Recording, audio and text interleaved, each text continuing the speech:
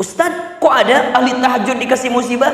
Ustadz, kok ada ahli sholat dikasih musibah? Di Quran dikasih musibah? Ustadz, kok ada orang yang sering kajian dikasih musibah?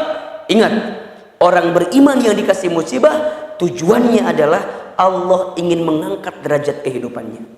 Bahasa lainnya adalah dia sedang ujian naik kelas. Jadi artinya bagaimana ahilman? Setiap orang yang pernah punya masa lalu, insya Allah dia punya masa depan. Jangan terlalu melihat orang di masa lalu, karena setiap orang punya harapan dengan masa depan. Dan kadang orang yang pernah terjatuh, ketika dia sadar jatuhnya, saat dia bangkit jauh lebih besar kebangkitannya.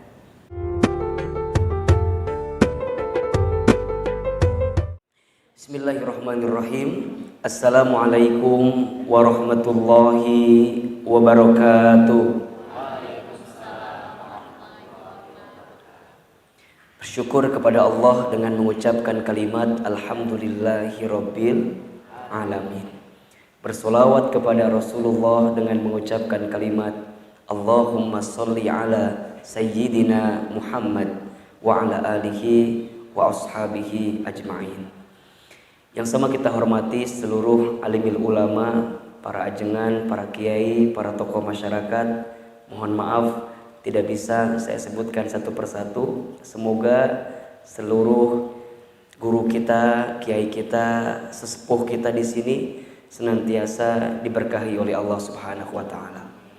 Hadirin teman-teman jamaah sekalian, apa kabar semuanya malam hari ini? Sehat? Alhamdulillah. Pertama kita harus bersyukur walaupun dalam keadaan cuaca yang saya yakin panitia tidak pernah menginginkan cuaca seperti ini, tapi apa daya dan upaya, semua yang Allah datangkan pasti yang terbaik dalam kehidupan kita. Mungkin kita menyangka dan kita berharap tidak turun hujan dari sore. Dari Bogor sore hujan ya? Dari siang lebat hujannya. Allahu Akbar. Mudah-mudahan kita belajar dari peristiwa ini. Pertama, hujan ini berkah. Setiap langkah teman-teman sekalian, Bapak Ibu sekalian, ke satu tempat dan kondisinya sulit untuk ditempuh, kondisinya berat untuk dijalani, kondisinya sangat benar-benar luar biasa usaha yang kita korbankan, maka yakin saja pahala itu berbanding lurus dengan pengorbanan. Makin berat pengorbanannya, makin besar pengorbanannya, makin besar pahalanya. Saya ulangi ya, makin besar pengorbanannya, makin berat usahanya, maka makin besar pahalanya. Mana contohnya Ustadz? Gak usah jauh-jauh, sholat tahajud saja. Sholat tahajud teh berat atau ringan? Nah, jawab ini kayaknya kan dari wajah ahli tahajud semua kelihatan. Matanya bengkak-bengkak gitu semuanya. Punten nih, tahajud tiap malam itu berat atau ringan? Berat ya. Mohon maaf, tahajud itu sholat sunnah yang namanya langsung disebutkan dalam Al-Quran. Biasanya sholat sunnah itu hanya disebutkan dalam hadis, tapi khusus untuk tahajud itu disebutkan dalam Al-Quran, yakni surat Al-Isra ayat 79. Kata Allah Subhanahu wa taala, A'udzubillahi minasyaitonir rajim, bismillahirrahmanirrahim. Wa min ayatihi wa minal laili fatahajjad bihi nafilatan laka asa ayyab'asaka rabbuka maqaman mahmuda. Dan dari sebagian malam, lihat perintahnya, fatahajjad bihi, bangunlah kamu untuk mendirikan sholat tahajud.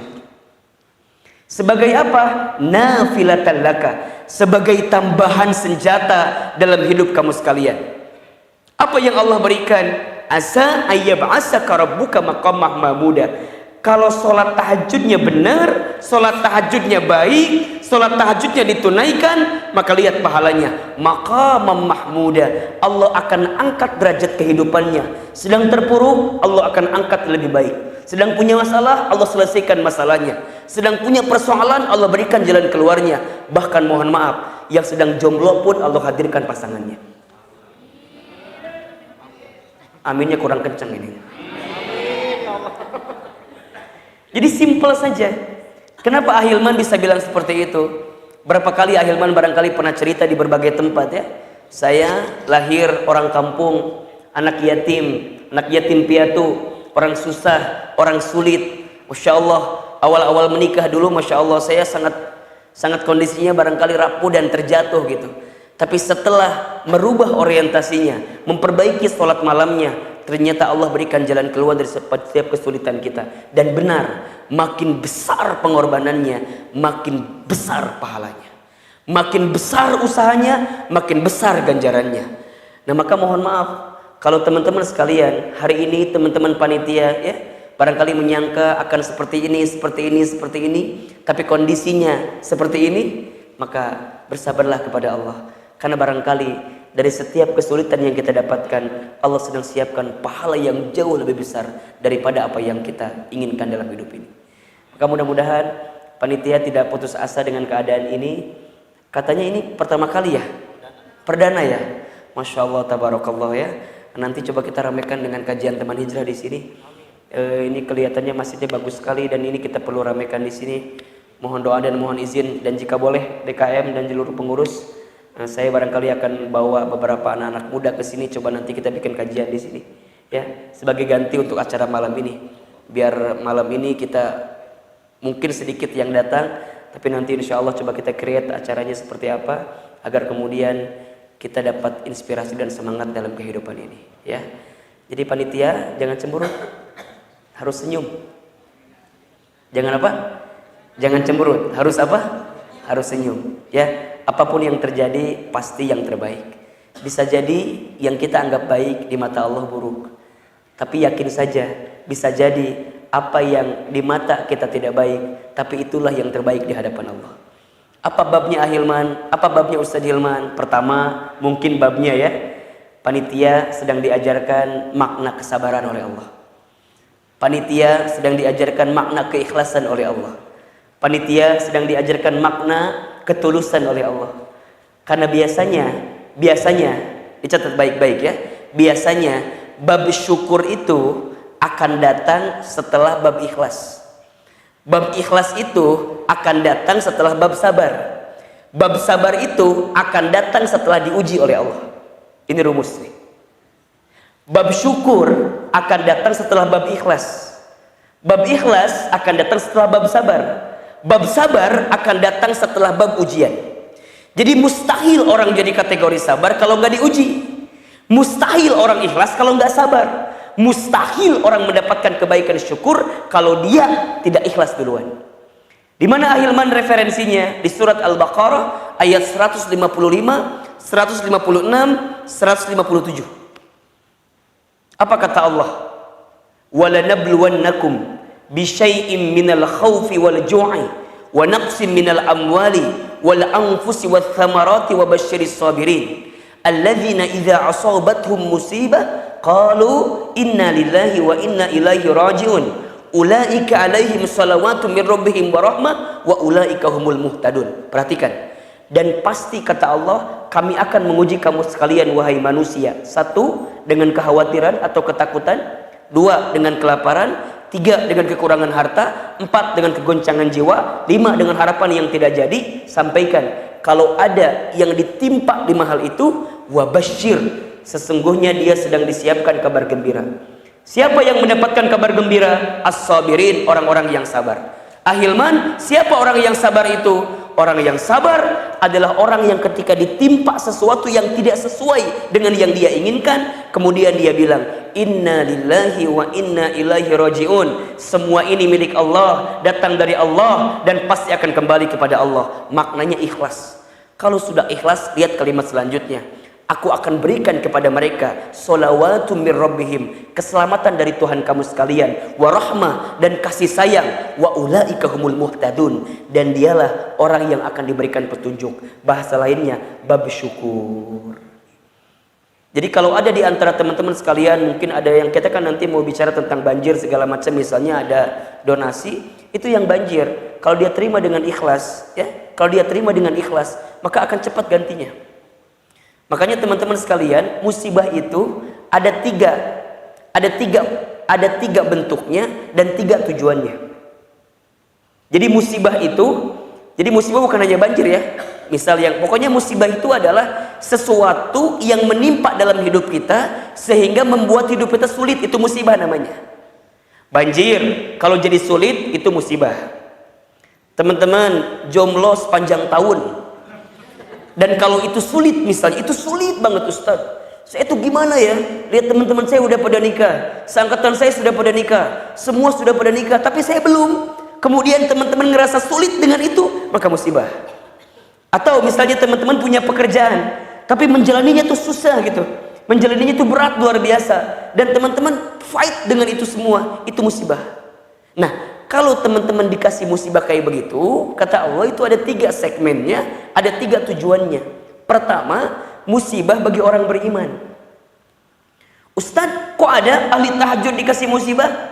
Ustadz, kok ada ahli sholat dikasih musibah? Di Quran dikasih musibah? Ustadz, kok ada orang yang sering kajian dikasih musibah? Ingat, orang beriman yang dikasih musibah, tujuannya adalah Allah ingin mengangkat derajat kehidupannya. Bahasa lainnya adalah dia sedang ujian naik kelas. Mohon maaf kalau teman-teman merasa, Hilman hanya aku teh udah ngaji, udah sholat, tapi kok malah tiba-tiba perusahaan saya mau bangkrut, saya di PHK, saya nggak punya ini, saya nggak punya ini, saya nggak punya ini. Yakin saja Allah sedang naikin kelas kita, ujiannya sedang berlangsung.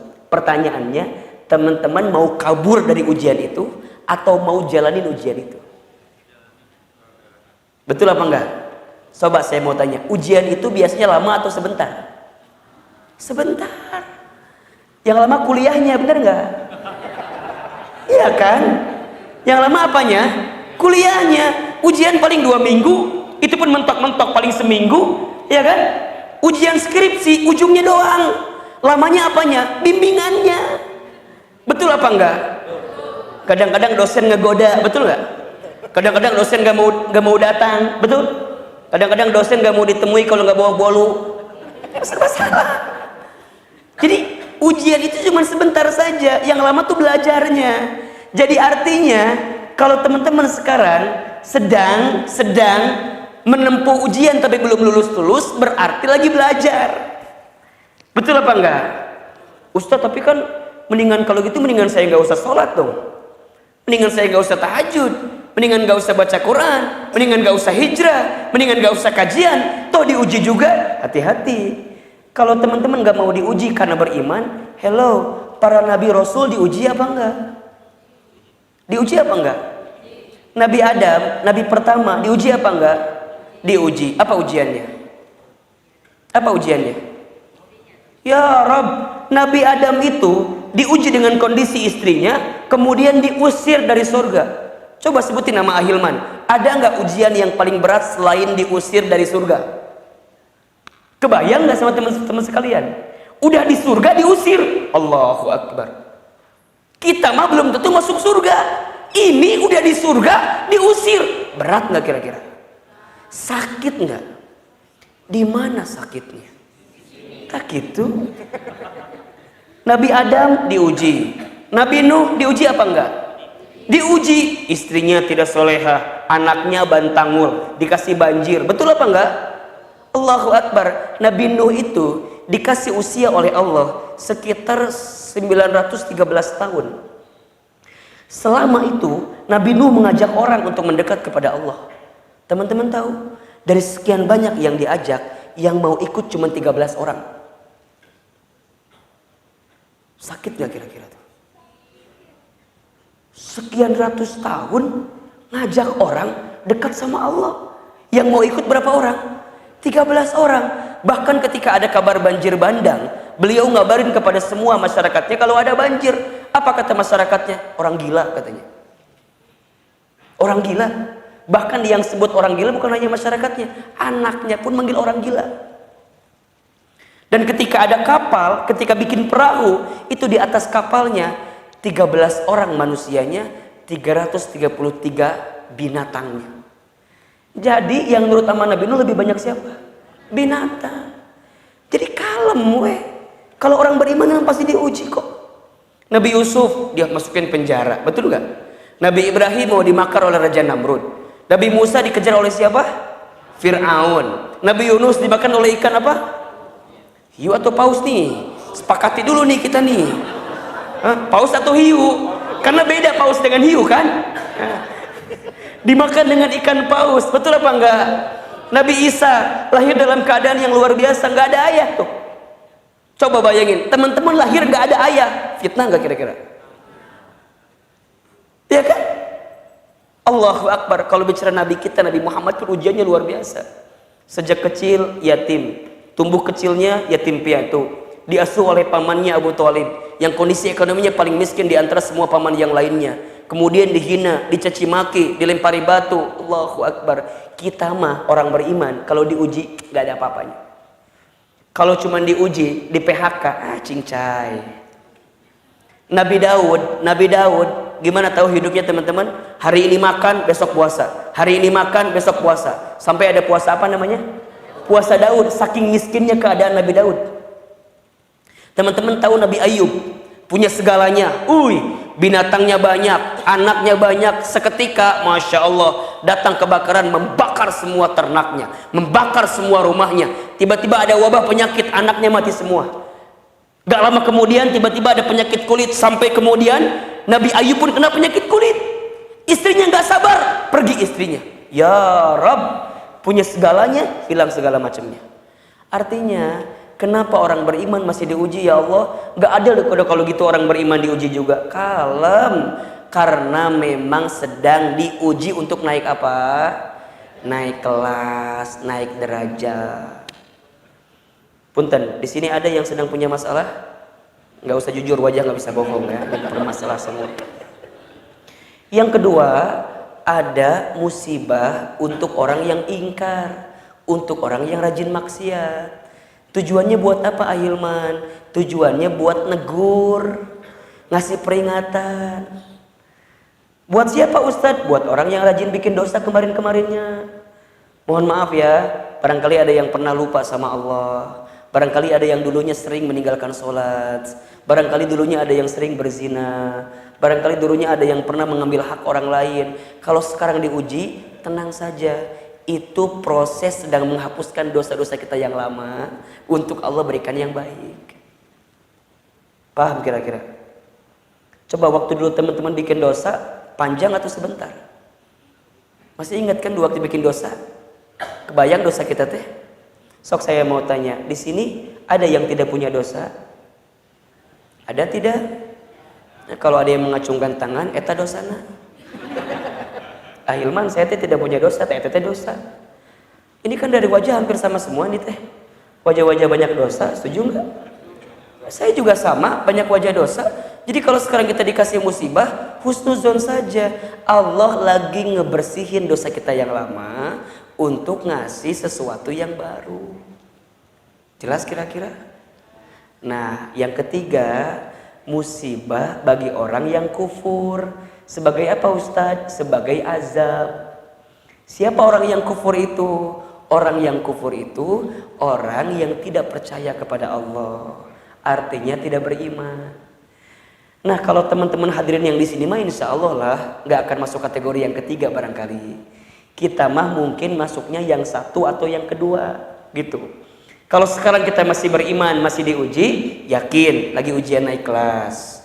Kalau sekarang kita masih beriman tapi kadang-kadang masih bikin maksiat, berarti musibah sebagai apa? Teguran. Nah, maka oleh karena itu, tadi sore hujan, panitia bikin acara, tapi sesuai dengan ekspektasi kita, tenang saja. Karena biasanya setelah ini ada bab syukur, bab ujian, bab sabar, bab ikhlas, bab syukur. Jelas sampai di sini? Halo, jelas tidak? Nah, ini sampai jam berapa saya ceramah? Mau sampai jam berapa ibu ceramahnya saya? Sampai subuh, baik ya. Sudah berapa banyak mubalik yang meninggal di sini kalau gitu? Kalau sampai subuh mah tuh lumayan, Pak. Baik, sampai jam 10 ya kita akan bicara tentang hijrah. Ini kalem aja lah, kita bicaranya kalem-kalem aja. Baik, Bapak Ibu yang dirahmati Allah, teman-teman sekalian, hijrah itu sebuah keniscayaan. Kalau bahasa Bogor nama, hijrah teh kudu dilakukan. Kenapa Ahilman? Kenapa kita harus hijrah? Ada 3 alasannya. 1, kita berhijrah karena kita tahu kita semua pernah punya masa lalu. 1. Ustadz, yang dimaksud masa lalu ini apa? Yang dimaksud masa lalu teh, kita semua pernah punya sesuatu yang keliru kita lakukan dalam kehidupan. Betul apa enggak? Teman-teman yang pernah punya banyak dosa, gak usah khawatir, tenang aja. Kata Nabi, kullu bani adamu khatta'un wa khairul khatta'ina at-tawwabun. Setiap orang pernah berbuat salah, dan sebaik-baiknya orang yang pernah berbuat salah adalah dia yang segera kembali bertaubat di hadapan Allah Subhanahu wa ta'ala. Jadi artinya hijrah teh kudu karena kita semua pernah punya masa lalu. Masa lalunya adalah yang salah. Sok, sekarang saya mau tanyalah, sampai usia kita hari ini, punten, lebih banyak amal soleh atau amal salah? Jujur atau jawabannya jujur? Lebih banyak amal soleh atau amal salah? Tak gitu. Nya, betul apa enggak? Sok, kalau kita ngerasa lebih banyak amal salah, kita semua yang di sini pede nggak masuk surga? Tapi pengen, ternyambungnya. Asa banyak salah, nah tapi ayah masuk surga, pede itu kan jadi liar ke orang nate. Nah itu kondisinya Bu, Pak sekalian. Jadi artinya kita punya masa lalu, kemudian kita berhijrah karena kita paham kondisinya kita pernah punya salah. Terus gimana? Kalau kita merasa pernah punya salah, perbaiki. Jalan perbaikannya namanya apa? Hijrah. Tapi kan Ustadz, kalau kita punya masa lalu gimana ya? Kadang-kadang suka terbayang-bayang. Waktu kita bikin dosa, masih kebayang gak kira-kira? Waktu kita bikin maksiat, masih kebayang apa enggak? Ustadz tidak bisa semudah itu melupakannya. Ustadz tahu tidak bisa mudah itu melupakannya. Makanya hijrah itu berproses. Hijrah itu proses. Hijrah tuh nggak bisa bim salah bim jadi apa? Eta mah patarno. Anu bim salah bim jadi apa mah? Hijrah teh berproses, berprogres. Ada langkah-langkahnya. Tap. Contoh. Misal, teman-teman gak pernah tahajud, tiba-tiba dengerin ceramah Hilman, pengen tahajud, daya tamatu langsung jam 2 Januari, hudang, kacai, ngecebur karena balong, dah yang bersih teh meureun beungeutna, karena balong, wudu segala rupa segala macam, tahajud, 11 rakaat, 23 rakaat, beres jam 4 saparapat, panon keyep-keyep seeutik. 10 menit dari subuh ngan geus teu kuat teh. Gogolera na sajadah hudang jam 10 beurang. Tahajudnya ditunaikan tapi subuhnya dilewatkan. Dia lupa kalau tahajud sunnah subuh tak gitu. Kieulah gampang nama. Teman-teman tara lari tiba-tiba ikut maraton kumaha tah? Maraton seberapa kilo tah? 42,2 kilo. Betul? Gak pernah ikut maraton, hayang ngilu maraton, kumaha tah? Mending eungap maot nu aya. Capek atuh da, can siap tiba-tiba hijrah. Artinya, kalau kita pernah punya masa lalu, kita pernah punya salah, kita pernah punya sesuatu yang keliru, maka perbaiki dengan cara apa? Hijrah, tapi hijrahnya ada prosesnya. Inilah alasan pertama kenapa kita harus hijrah. Yang kedua, kalau kita punya masa lalu, berarti kita semua punya kesempatan dengan masa depan. Punten Ahilman mau tanya, setiap orang itu pada dasarnya baik apa enggak? Setiap orang hakikatnya waktu lahir baik atau enggak? Bener apa enggak? Beriman apa enggak? Suci apa enggak? Suci. Hadis menyebutkan, kullu mauludin yuladu 'alal fitrah. Setiap anak yang lahir dalam keadaan fitrah, fa abawaihi, maka keadaan lingkungannya lah yang membuat dia yuhawidanihi au yunassiranihi au yumajjisanihi. Lingkungannya lah, pergaulannya lah, hidupnya lah yang membuat dia Yahudi, Nasrani, Majusi. Tapi awalnya qalu bala syahidna alastu birabbikum, qalu bala syahidna. Semua manusia itu beriman, suci, benar, baik. Betul apa enggak? Preman Cipaku, apa preman Cipaku? Sepreman-premannya orang Cipaku, demi Allah hati yang paling dalamnya benar, baik. Bapaknya penjahat, pasti anaknya nggak mau jadi penjahat. Ada nggak yang bapaknya penjahat bilang sama anaknya, nak, kamu lanjutin estafeta bapak ya sebagai penjahat di Cipaku? Nggak ada. Bapaknya bantangul, bapaknya nakal, bapaknya bangor. Demi Allah dia nggak mau anaknya bangor, dia nggak mau anaknya nakal, dia nggak mau anaknya bantangul, dia mau anaknya jadi baik. Betul apa enggak? Kenapa? Naluri hati seseorang itu, naluri diri manusia itu semuanya baik. Jadi artinya mohon maaf, semua teman-teman yang pernah tenggelam, semua teman-teman yang pernah terjatuh, jangan pernah putus asa, karena awalnya kita adalah orang yang pernah bangkit di hadapan Allah dengan dalam kebaikan kita itu. Cuman bedanya apa Ustadz? Kok ada orang yang mau segera hijrah, ada yang belum? Simple. Bedanya adalah orang yang sekarang masih menikmati maksiat itu karena satu, dia belum kenyang dengan maksiatnya. Ahilman, kenapa mau hijrah? Kenapa saya sekarang jadi penceramah hijrah, baheula tukang nyanyi dangdut, kukulilingan, makanya suaranya serak-serak basah kieu kan?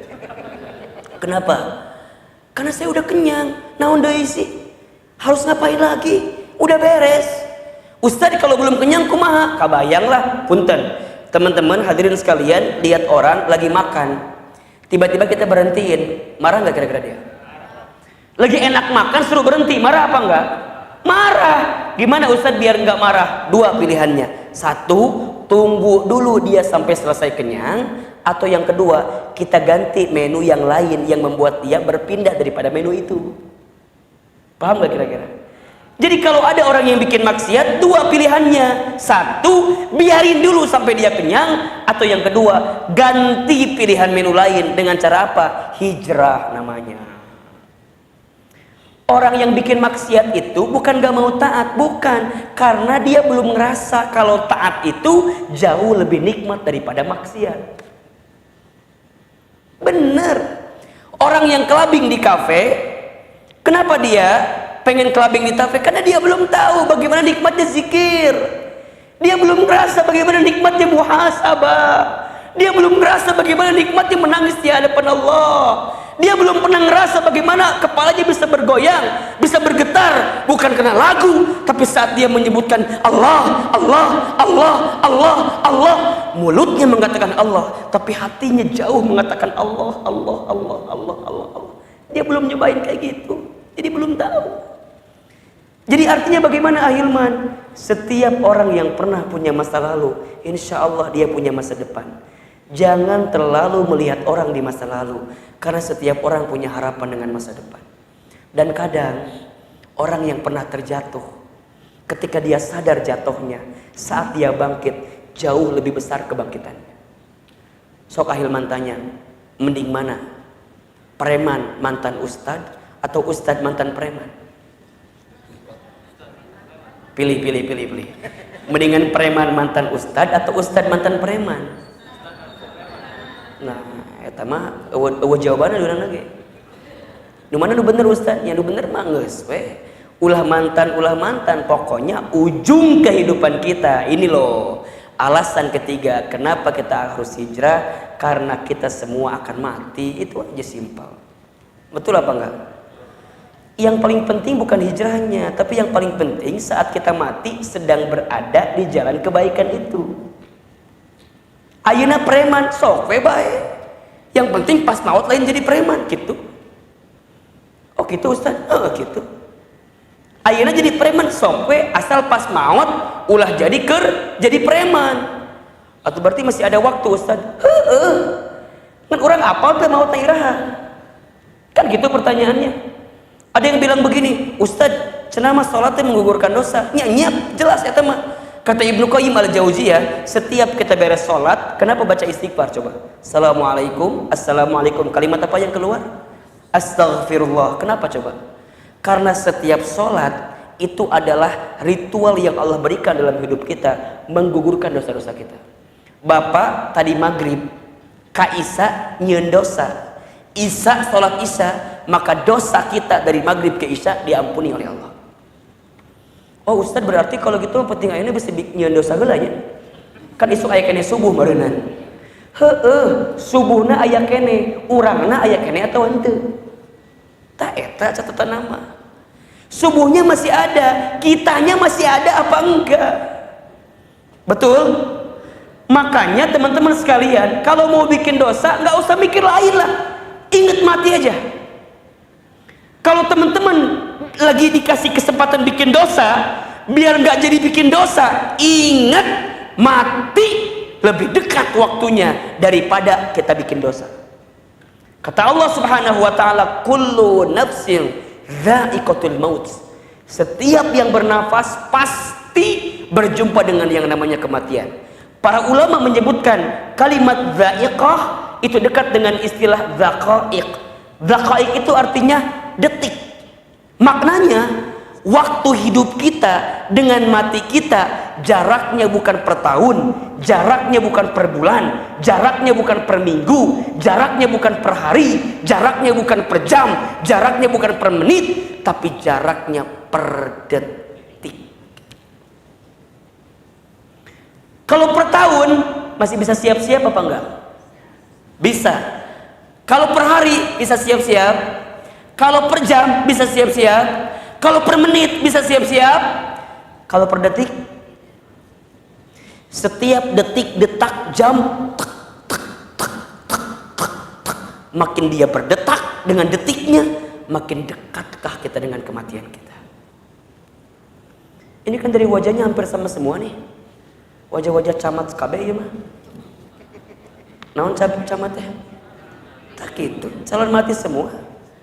Punten, kata Nabi ada 3 misteri kematian Pak, Bu. Betul ya? Pertama, al-awqatul maut, waktu kematian kita. Nggak ada yang tahu kapan kita akan dimatikan oleh Allah, betul? Bisa jadi jamaah duluan, Ustadz Hilman belakangan. Bisa. Atau dibalik, Ustadz Hilman belakangan, jamaah duluan. Tetap aja jamaah duluan kan. Da aloge apal meureun mah nya Ustadz duluan. Yang masih muda jangan nyantai. Kenapa?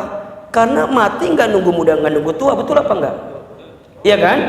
Bahkan menurut data BPS, punten, menurut data BPS dari tahun 2010 sampai 2017 tren yang meninggal itu rata-rata usianya masih muda Pak. Usia berapa Ustadz? 20 sampai 45 tahun kebanyakan. Ustadz, cek bapak teh saya udah lewat. Biasanya yang udah lewat makin cepet usia anak berenang. Serius nih, yang tua yang muda punten yang muda potensi meninggalnya lebih banyak daripada yang tua Pak, Bu, bener nggak? Ustadz asasan pernah dengar ada nenek kakek meninggal karena oplosan minuman keras. Asasan ayah eta. Rata-rata siapa? Anak muda. Asal belum pernah dengar nenek kakek meninggal karena trek-trekan motor. Asal nggak ada. Siapa yang meninggal kayak begitu?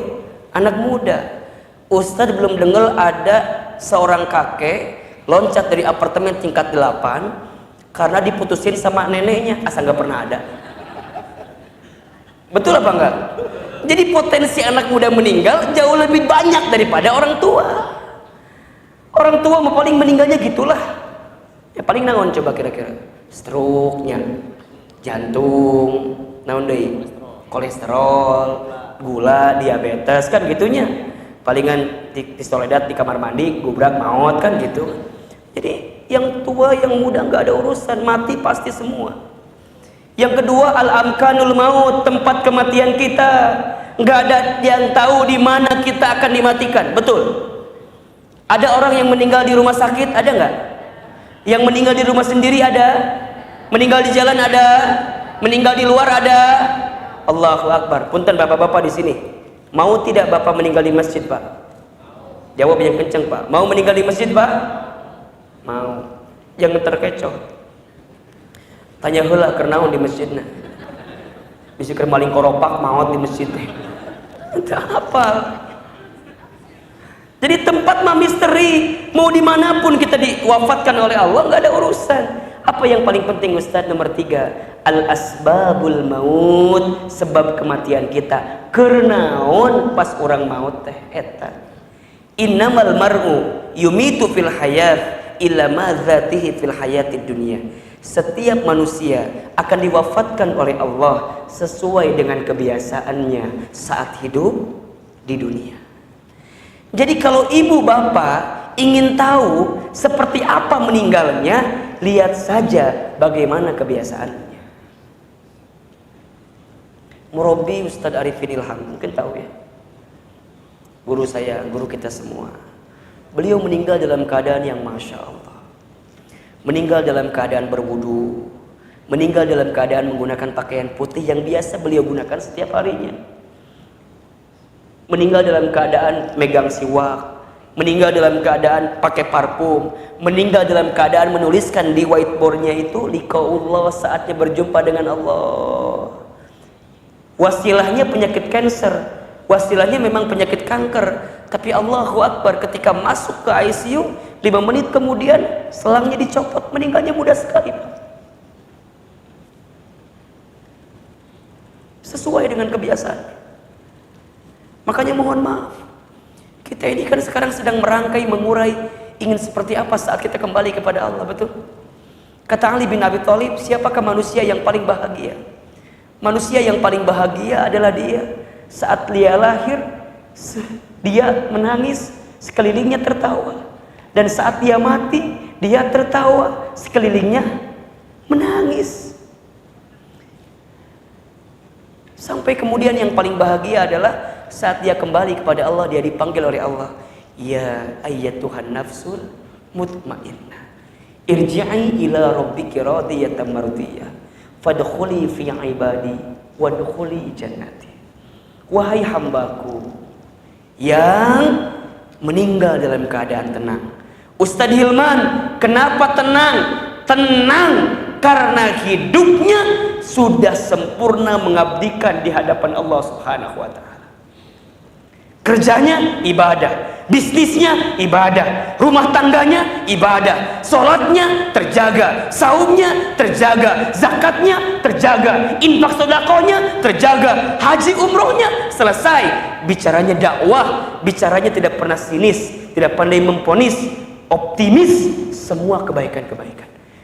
Jadi saat dia hidup, sibuknya berbuat baik, menebar kebaikan.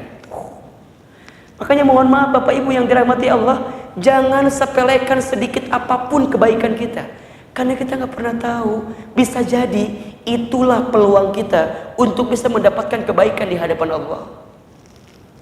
Jangan pernah sepelekan kebaikan kita sekecil apapun, karena bisa jadi itulah amal terakhir kita untuk bisa berjumpa dengan Allah. Siapa contohnya Ustaz? Satu kali ada seorang perempuan ahli berzina, mungkin tahu kisahnya. Berzina semalaman, dia menjajakkan tubuhnya. Singkat cerita, besok pagi dia mencari air kemana-mana, tak ketemu air. Kemudian dia menemukan sebuah sumur yang sangat dangkal luar biasa. Pas dia mau ambil, embernya nggak ada. Maka dia gunakan sepatunya, dia gunakan talinya, pelan-pelan dia ambil airnya. Masya Allah, ketika dia mau minum airnya, dia melihat seekor anjing di sampingnya menjulurkan lidahnya. Tanda anjing itu kenapa? Kehausan. Maka air yang tadi mau diminum kemudian diberikan kepada anjing tersebut, sampai anjingnya selesai kehausan lantas kemudian pergi. Perempuan itu mengambil air lagi pelan-pelan.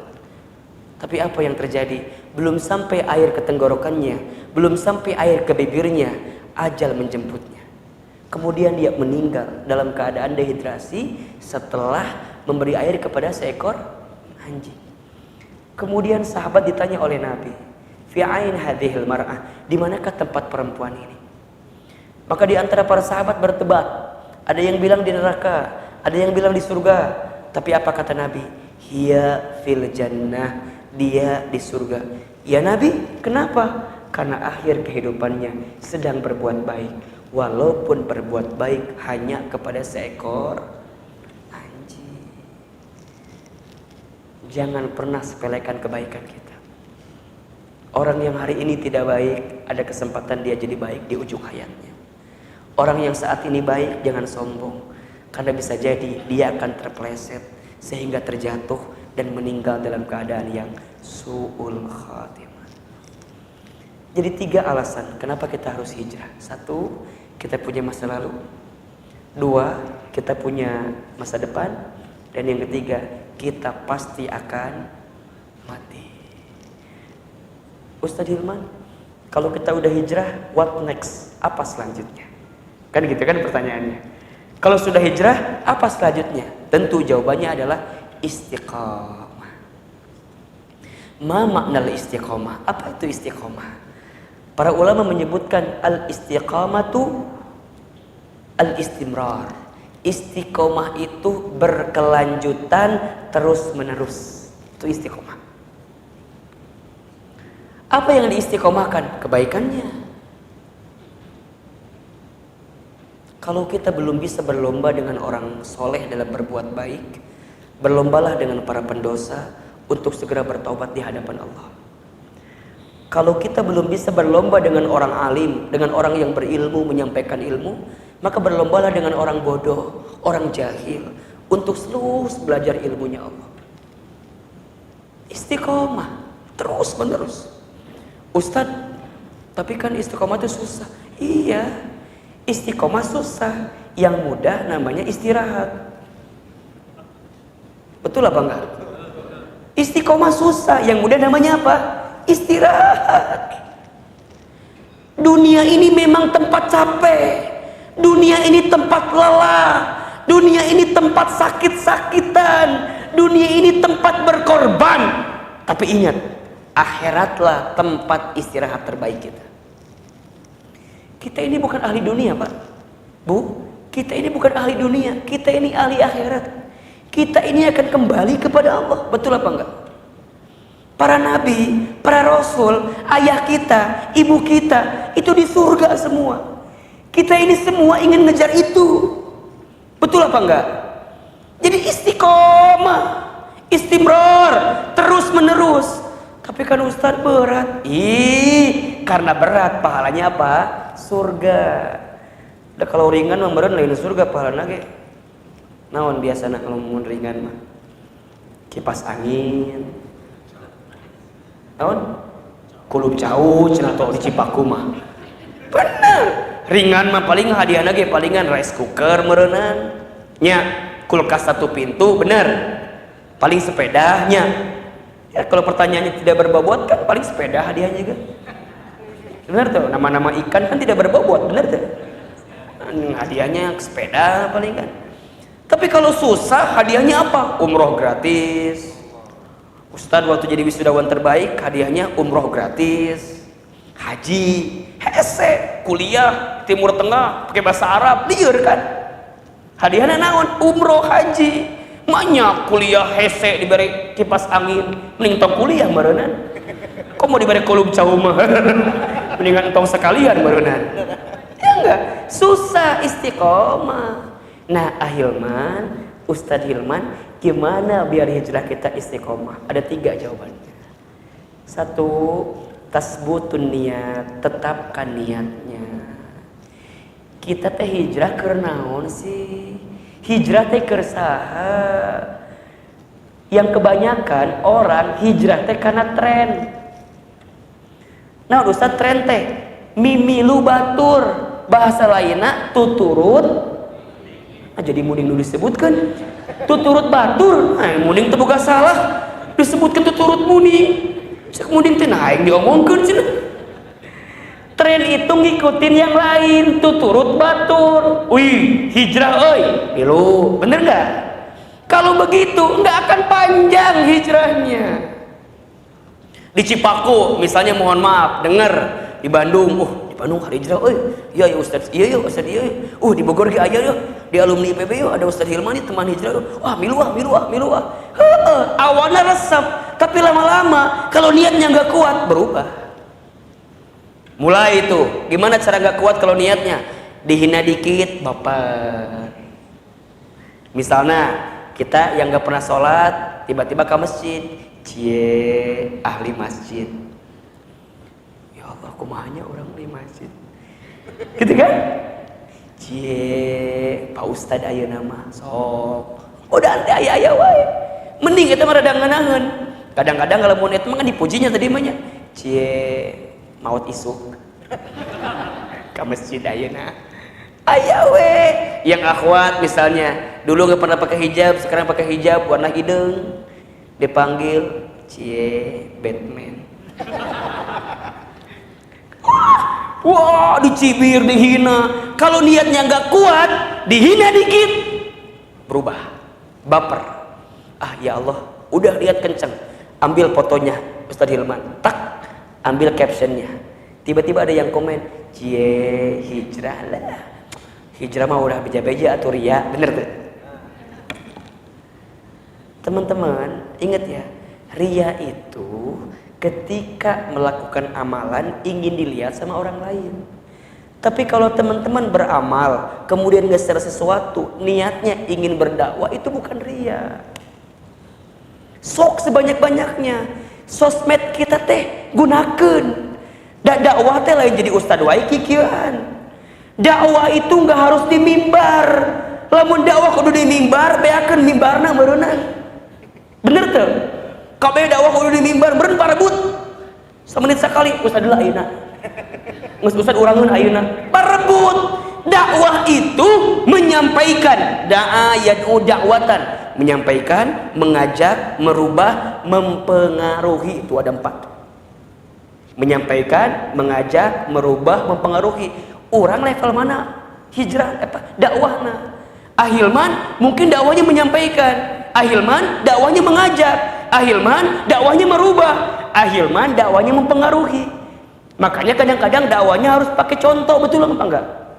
Saya di sosmed, kenapa nampilin foto keluarga saya nampilin istri saya nampilin anak saya bikin caption yang bagus, biar orang tinggal lihat. Tuh ustad ke rukun, yang istrina, nah orang lain ustad, pas ya wae meureunna tak gitu. Ustad lain orang mah amal leutik, dosa loba, pas ya coba majikan teh mikir atuh ari maneh meureunna. Kan gitu. Inspirasi, ustad cerita anak yatim tuh di kampung ge bisa sekolah, menang beasiswa, inspirasi, mempengaruhi namanya.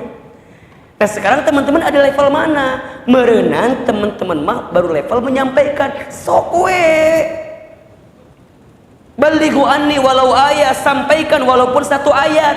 Urangan hafal surat eta jeung eta we ngomong teh. Qul wallahu ahad.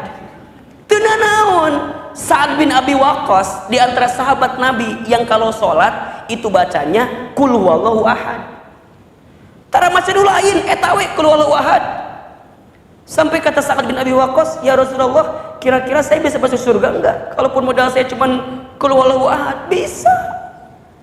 Jadi teman-teman yang cuman apal qul huwallahu ahad, eta kadang-kadang Pak Berit jeung qul huwallahu binas kadang-kadang. Aya satu kali belajar juz amanul lain. Maca watini pabalit jeung wal asri aya eta teh. Watini wazaituni wa turi sinina wa hadzal baladil amin.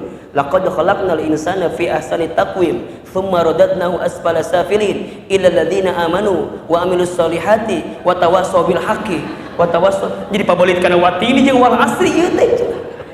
Bae. Da urang mah memang tempatna salah. Manusia mah mahalul khoto, tempatna salah. Lamun teu salah malain manusia ngaranna Allah. Betul apa enggak? Aya nih pemuda di dieu, naon ieu pemuda naon namana Karang Taruna di sini? Pitaloka. Hah? Pitaloka. Apa singkatan Pitaloka teh? Pitaloka singkatan naon? Sejarah. Panjang atuh 3 jam ieu mah caritana. Lamun disejarahkeun mah tuh bisa panjang ka mana-mana. Gampang lah Irmar Ikatan Remaja Masjidnya ieu we pokona mah. Belajar muhadharah kaharep kumpulkan 10 jelema. Teman hijrah itu sebelum sekarang 1000 orang jamaahnya, dulu masya Allah 7 orang, 11 orang, kadang-kadang ya gitu, ya datang sorangan, nguruskan sorangan, ustadnya teu datang, orang nu jadi ustad, gitu, dalahar, am caleuy saeutik, 7 orang ngaji kumaha sih kabayang tuh. Tapi yang paling penting tuh istiqomahnya teruskeun we. Ahilman yakin kenapa Allah datangkan banyak hari ini orang di Masjid Alumni IPB kajian teman hijrah, bukan dari proses yang sebentar, panjang 3 tahun ke belakang kita gituan. Dari Al-Hijri di air mancur pindah kemana sampai Alumni IPB 10 orang 17 orang, kadang-kadang rek ngisi ge hoream da saeutik nu datangna da ustad ge manusia biasa meureunnan lamun teu kurang-kurang iman mah tapi teruskan berubah. Sama ini juga sama. Nu paling penting bukan bikin kajian di malam ini. Ieu mah ngan sakalieuan hungkul. Betul apa enggak? Yang paling penting mah saminggu kaharep nyieun pemuda di dieu kajian. Sok ada Ustaz Ishaq Rahman. Cerita tentang hijrah beliau. Beliau dulu enggak begini. Teuing kumaha. Tanyakeun ka manehna. Da urang kita apa kumaha? Tanya Ishak cerita inspirasi hidupnya dia yang jadi MC, kemudian sekarang jadi MC kajian. Itu kan MC ya teh. Mun aya ulang tahun manehna MC. Jadi badut teh. Nah, nanti yang isinya ke ustad di dia, gak usah panjang-panjang.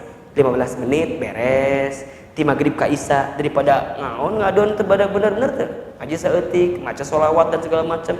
Simple. Jadi bikin kajian teh lain kudu ribet-ribet. Ngundang ustad terkenal mah sekalian, nu penting mah kumaha eta kelanjutanana. Ngundang rame, wah rame, toho tak isuk ge pasti. Ngan orang hafalnya rame na hungkul, betul apa enggak? Makanya yang paling penting itu kumaha yang ngajagana. Tah punten ieu, pengurus panitia hari ini sok ditargetkeun kumaha.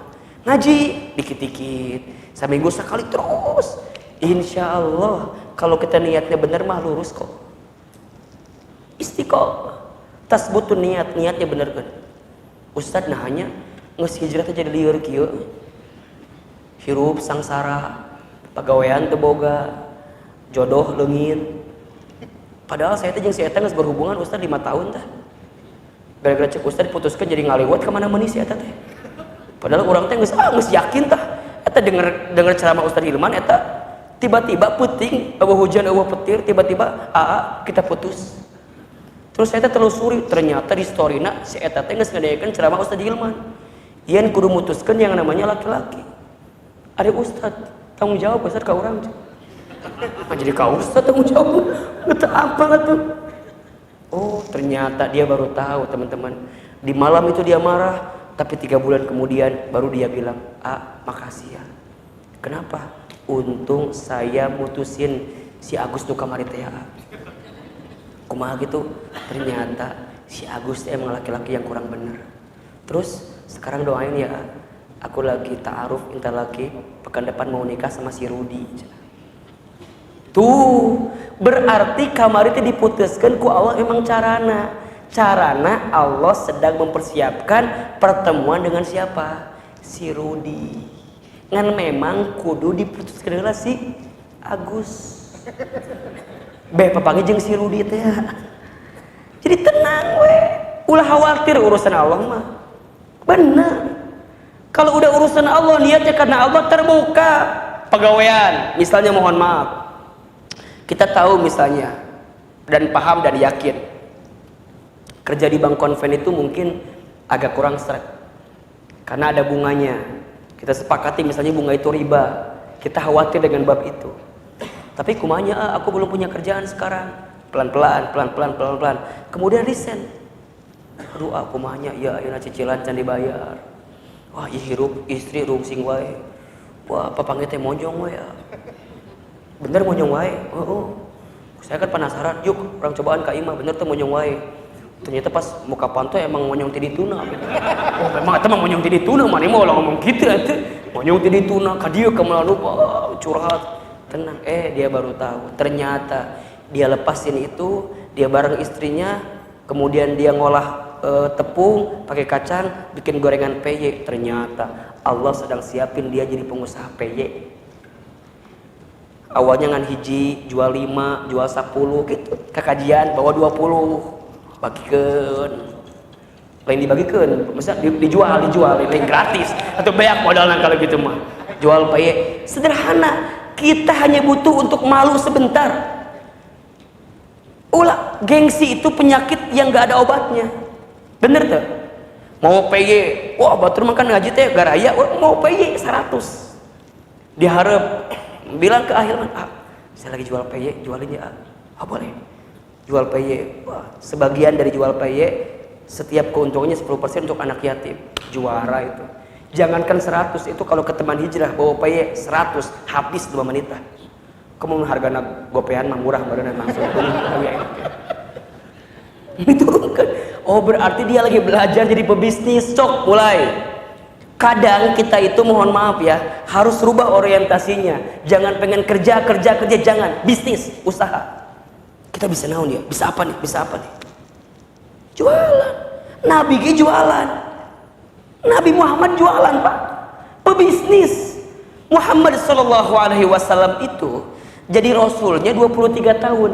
Tapi jadi pengusahanya, pebisnisnya 25 tahun. Jadi lamaan mana? Lamaan jadi pedagang daripada jadi nabinya. Ini kan mengajarkan sama kita. Bahkan disebutkan dalam hadis yang lain, 9 dari 10 pintu rezeki itu adanya di perniagaan. Ulah khawatirlah urusan dunia mah. Letik kecil. Tapi memang itu babnya Ustaz, kalau udah hijrah jadi hilangkan dunianya. Emang berarti niatnya karena dunia. Kalau hijrah kita karena dunia, ujiannya dunia pasti. Kalau hijrahnya karena dunia, ujiannya dunia. Yang jadi beratnya dunia. Tapi kalau hijrahnya untuk Allah, dunia serumit apapun jadi kecil di hadapan Allah. Benar. Cobaan.